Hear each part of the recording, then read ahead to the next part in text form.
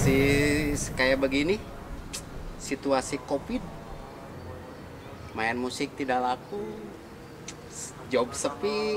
Sekarang mah warung saja, warung kopi, bala-bala. Assalamualaikum. Waalaikumsalam. Halo, Mang. Kumaha, Kang? Damang. Kieu. Jadi karena kopi, Mang. Tah, gitu. Kang, aduh ya teh. Split bus, kumaha split bus? Sepi. Waduh. Ayo Pak, ngewarung saja. Warung nggak syukuri we, Mang. Iya. Ya. Alhamdulillah. Si Chandra itu Mang. Oh iya, tuh Chandra juga sama. Jadi karena tomatnya. Kanu tomat sekarang mah. Tina kanu mikrofon. Mang, kopi hidung Mang. Kopi hidung mangga siap lah. Aya kopi hidung muri ya. Ya, Kak. Sana. Itu Kang Son, men. Mana didinya? Kanu mikrofon jadi karena tomat. Kela. Sekalinya.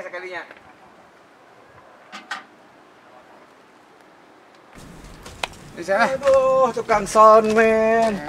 Sehat. Alhamdulillah. Wah, job. Sepi mata kena ngebon ge. Mana? Kopi. Siap, kopi. Aduh. Iya, bekas siapa ini teh Mang? Bekas orang ini mah ya. Oh Taruh iya, sini aja itu ya. aduh. Tadi itu anak muda itu, duh. Mangga, Mana? dia leueut. Aduh. Ngopi ditampi teh. Mangga, siap. Bismillah. Set.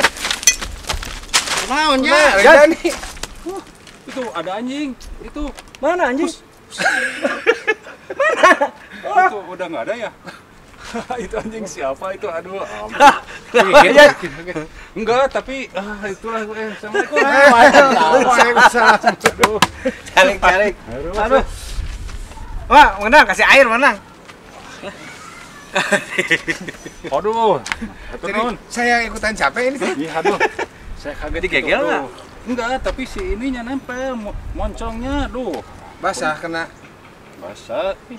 Tahu. Wah, itu najis ya. Itu Ya. gimana itu cara ngebersihinnya nih? Najis tapi dibersihin. Disiram aja pakai air. Enggak bisa tuh, harus ada ini. Airnya mah diminum aja. Minum. Ya, airnya mah diminum. Kalau sama kopi saya juga minum. Bismillah. Tak itu hukumnya gimana? Nah, sok, jadi kumaha tah? Wah, sudah nggak bisa ngasal lah tuh mau jawab yang ini harus ada kita. Ya mending dilamut. Dilamun. Terus ini gimana jadi? Ada bawa kitabnya nggak? Ada saya nggak bawa. Sebentar. Saya ada kitab. Tukang warung perpustakaan. Saya teh beli ini tapi sibuk, saya teh sibuk. Aduh. Mangga we sa. Gaya sibuk Mangga ngejob. we sa dibaca. Cek. Ada muridnya di sini ya. Sok, sambil Kamu yang baca? Enggak, kamu aja. Saya mau ngambil Eh. ini. Nyari ini. Rada. Ini tuh baca kan? Saya juga Mangga jadi saya. dicatat dulu Mas, catat. Coba Sambil ngemil. Cari bentar. Apa tadi tuh najis ya? bab najis. Najis. Hukum-hukum najis dan cara menyucikannya. Bab ini terdiri dari beberapa bagian. Bagian pertama, najis adalah semua benda yang dianggap kotor menurut syariat, di mana peletak syariat memerintahkan agar dihindari. Najis ada dua macam. Yang pertama adalah najis aini atau hakiki, yaitu najis yang tidak bisa disucikan dalam keadaan apapun karena zatnya najis seperti kotoran keledai, darah, dan air kencing. Dan yang kedua adalah najis hukmi, yaitu suatu kondisi yang dianggap najis yang ada pada anggota tubuh. Ia menghalangi sholat dan mencakup hadas kecil yang hilang dengan cara berwudu seperti buang air besar, dan hadas besar yang hilang dengan cara mandi seperti mandi junub. Pada dasarnya, alat bersuci yang dengannya najis dihilangkan adalah air, karena ia adalah dasar dalam menyucikan berdasarkan firman Allah Subhanahu wa taala, dan Dia menurunkan kepada kalian hujan dari langit untuk menyucikan kalian dengannya. Surat Al-Anfal ayat 11. Najis terbagi menjadi tiga. Yang pertama, najis mughaladah atau najis yang berat, yaitu najis anjing dan apa-apa yang muncul darinya. Yang kedua adalah najis mukhafafah atau najis ringan, yaitu najis kencing bayi laki-laki yang belum mengkonsumsi makanan. Dan yang ketiga adalah najis mutawasithah atau najis pertengahan, yaitu najis lainnya seperti kencing, tinja, dan bangkai. Bagian kedua, benda-benda najis yang ditetapkan oleh dalil. Yang pertama air kencing, kotoran, dan muntah manusia, kecuali kencing bayi laki-laki yang belum mengkonsumsi makanan, maka cukup diperciki air. Berdasarkan hadis Ummu Qais binti Mihsan radhiyallahu anha, bahwa dia datang kepada Rasulullah Shallallahu alaihi wasallam dengan membawa anaknya yang masih kecil yang belum mengkonsumsi makanan. Lalu beliau mendudukannya di pangkuannya, lalu anak itu kencing di pakaian beliau, maka beliau meminta air lalu memerciki pakaian beliau dan tidak mencucinya. Adapun kencing anak lelaki yang sudah mengkonsumsi makanan, demikian juga anak perempuan, maka statusnya seperti kencing orang dewasa. Yang kedua, darah yang mengalir dari hewan yang dagingnya halal dimakan. Adapun darah yang tetap di dalam daging dan urat setelah disembelih, maka ia suci berdasarkan firman Allah Subhanahu wa taala, A'udzubillahi minasyaitonirrajim.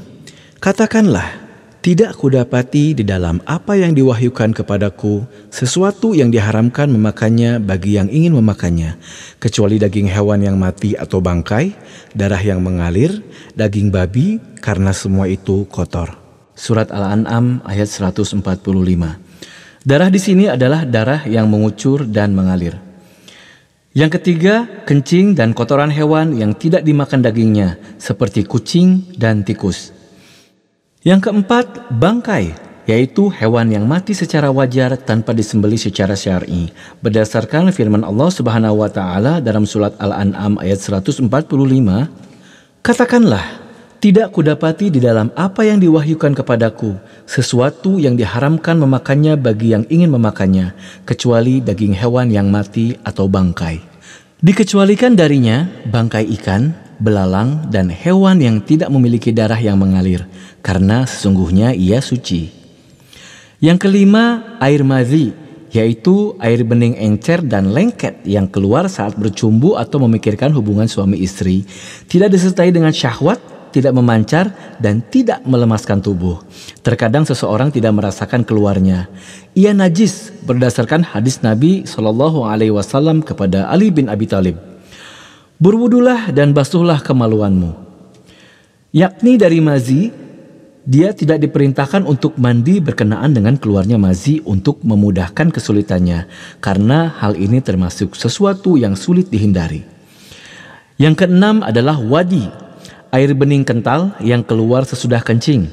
Barang siapa mengalaminya, maka hendaklah dia membasuh kemaluannya, berwudu dan tidak perlu mandi. Yang ketujuh, darah haid. Sebagaimana dalam hadis Asma binti Abu Bakar radhiyallahu anha, dia berkata, seorang wanita datang kepada Nabi SAW seraya bertanya, salah seorang dari kami pakaiannya terkena sebagian dari darah haid. Apa yang harus dilakukannya? Beliau menjawab, dia mengeriknya, kemudian menguceknya dengan air, kemudian membilasnya, kemudian boleh sholat dengan menggunakannya. Bagian ketiga, tata cara mensucikan najis. Yang pertama, bila najis tersebut ada di tanah atau di tempat untuk ibadah, maka cara mensucikannya cukup dengan membasuhnya sekali basuh yang melenyapkan benda najis tersebut. Maka diguyur dengan air sekali saja, berdasarkan perintah Nabi untuk mengguyurkan air pada kencing orang Badui yang kencing di masjid. Bila najisnya di atas selain tanah, seperti terletak di baju atau bejana, maka bila karena anjing yang menjilati bejana, maka ia harus dibasuh 7 kali. Salah satunya dengan tanah berdasarkan sabda Nabi SAW. Bila seekor anjing menjilat bejana salah seorang di antara kalian, maka hendaknya dia mencucinya 7 kali. Yang pertama jarinya dengan tanah. Hukum ini umum untuk bejana dan selainnya seperti baju dan tikar. Adapun najis babi, maka pendapat yang sahih bahwa ia sama dengan najis-najis yang lainnya, cukup dibasuh sekali saja yang menghilangkan benda najisnya dan tidak disyaratkan untuk dibasuh 7 kali. Bila najisnya berupa kencing, kotoran, darah, dan yang sepertinya, maka ia dicuci dengan air disertai dengan menggosoknya dan memerasnya sehingga najisnya lenyap dan tidak mensisakan bekas. Cukup dicuci sekali saja. Untuk kencing anak laki-laki yang belum mengkonsumsi makanan, cukup diperciki dengan air berdasarkan sabda Nabi SAW.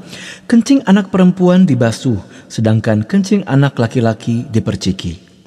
Juga berdasarkan hadis Ummu Qais binti Mihsan yang sudah disebutkan sebelumnya. Untuk kulit bangkai dari hewan yang dagingnya halal dimakan, maka ia disucikan dengan disamak. Berdasarkan sabda Nabi Shallallahu Alaihi Wasallam, kulit manapun yang disamak, maka sungguh ia telah suci. Darah haid yang mengenai pakaian, maka dicuci dengan air dari bajunya, kemudian dibasuh, kemudian dipakai untuk salat. Setiap muslim patut memperhatikan perkara bersuci dari najis pada badan, tempat, dan pakaian yang digunakan untuk salat, karena ia merupakan syarat sah salat.